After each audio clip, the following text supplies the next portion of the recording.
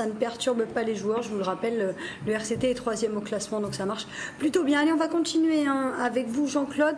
Et donc la course pédestre de Carnoux en Provence qui a eu lieu hier. On va en parler dans un instant avec vous, mais avant, retour sur l'événement avec Samir Debar. Moment fort à Carnoux. La course pédestre a réuni plus de 600 participants, tous venus tester leur capacité physique. Avec un parcours de 11 km et un temps favorable à la course à pied, les coureurs se sont donnés au maximum. Les coureurs, ils aiment un temps comme ça de bruine. Il fait pas très froid ce matin, il faisait plus froid, ça s'est un petit peu radouci. C'est le temps idéal pour les coureurs. D'ailleurs, je pense que le résultat de la course du premier risque de battre le record qui est détenu par Ben Louati. Et chez les filles, c'est Chantal Dallenbach qui tient le record. Et ça risque cette année d'être battu grâce justement à un temps idéal pour la course. Cette course se veut un moment de partage et de compétition. 60 bénévoles se sont mobilisés. Du côté des sportifs, on est plutôt satisfait. C'est la première fois que vous participez? Non, la deuxième.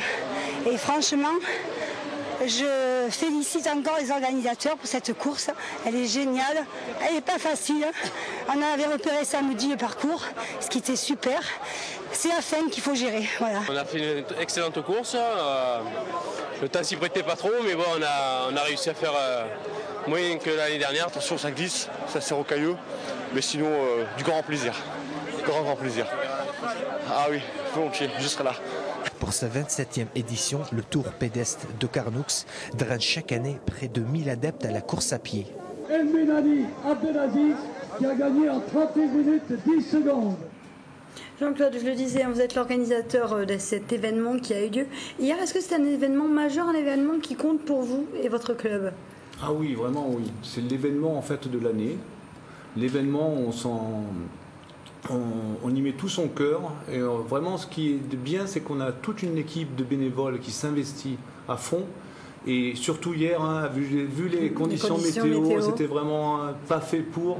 Et c'est ça qui fait plaisir parce que malgré le mauvais temps, on a quand même eu 526 arrivants au niveau des adultes et pratiquement 200 enfants, ce qui est vraiment un beau succès. Et les records ont-ils été battus? Voilà. Ils n'ont pas été battus, mais par contre, c'est quand même les meilleurs temps depuis bien longtemps. Mais le record des hommes qui date de 98, ce jour-là, il volait. Ben Louati volait. Donc, mais là, depuis... bon.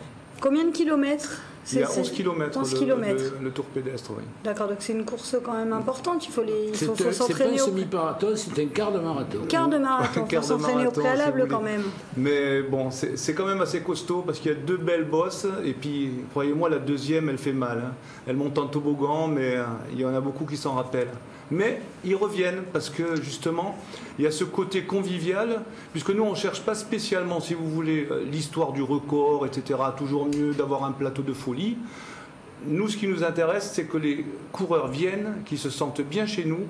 Et ça, je pense que d'une année sur l'autre, ils reviennent malgré le mauvais temps. Il y a une année, il y a 3-4 ans, il a fait mauvais, mais mauvais grave. Et tout le monde savait qu'il allait tomber des cordes. Et il est tombé des cordes, mais ils étaient quand même là. Pourquoi choisir ce mois de juin? Vous parlez des conditions météo janvier, pardon. C'est toujours sur la plage. Non, mais justement, je pensais à juin. Pourquoi ne pas organiser plutôt cet événement au mois de juin où les conditions météo seraient meilleures? En fait, au niveau du calendrier, c'est pas évident parce qu'au niveau des calendriers, il y a quand même pratiquement 120 courses dans les Bouches-du-Rhône, sans compter les départements alentours. Donc, pour placer une course comme il faut, au début, on a eu fin janvier. C'était pas trop mal. Bon, c'est vrai que d'une année sur l'autre, les conditions météo, on est toujours tributaire, c'est clair. Mais c'est une course de début de saison qui plaît à beaucoup de monde. Et croyez-moi, ils viennent d'Avignon, de Manosque, du Gard, de Montpellier. C'est vraiment bien. C'est un entraînement pour la suite. Voilà, par exemple, la semaine prochaine, il y aura donc les régionaux de cross. Et il y en a qui viennent s'affûter rien que pour ça. Pas mal. Voilà. Oui, donc, très bien. Justement, vous faites partie de l'AS Carnoux Jogging, vous en êtes le président. Un mot peut-être sur votre club? Notre club, il est très dynamique. Combien de membres? On est une quarantaine de membres. D'ailleurs, par exemple, Cette année, comme l'année dernière d'ailleurs, lors du marathon de Marseille qui aura lieu donc le 25 mars 2012, on fait partie de l'organisation puisqu'on va tenir un stand de ravitaillement, etc.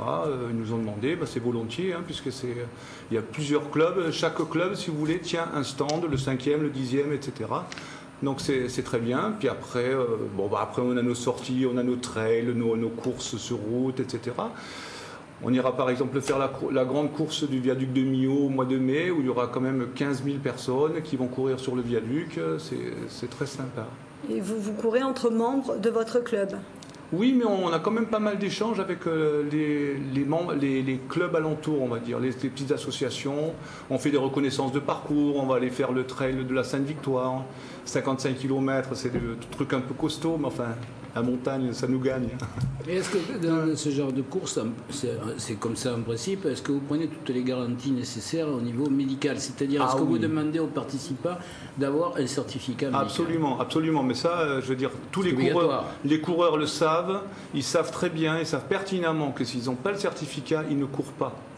Oui, parce que dans ce genre de course, quelquefois, il y a des gens qui ne courent jamais, qui pourraient épater leurs camarades de bureau ou leurs voisins veulent le faire, vont au-delà de ce qu'ils peuvent faire et il y a des accidents. Ça arrive. Donc vous prenez toutes les garanties. Absolument. C'est obligatoire. C'est obligatoire et d'ailleurs je ne pense pas qu'il y ait beaucoup d'organisateurs qui s'amusent de nos jours à ne pas prendre ce fameux certificat parce que s'il arrive effectivement quelque chose, c'est pas la personne si elle décède, etc. Ça c'est une chose.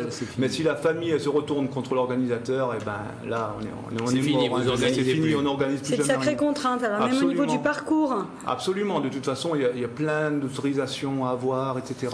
Et voilà, c'est ce que j'allais dire. Est-ce que vous avez de plus en plus de difficultés pour obtenir toutes les autorisations de la gendarmerie, etc.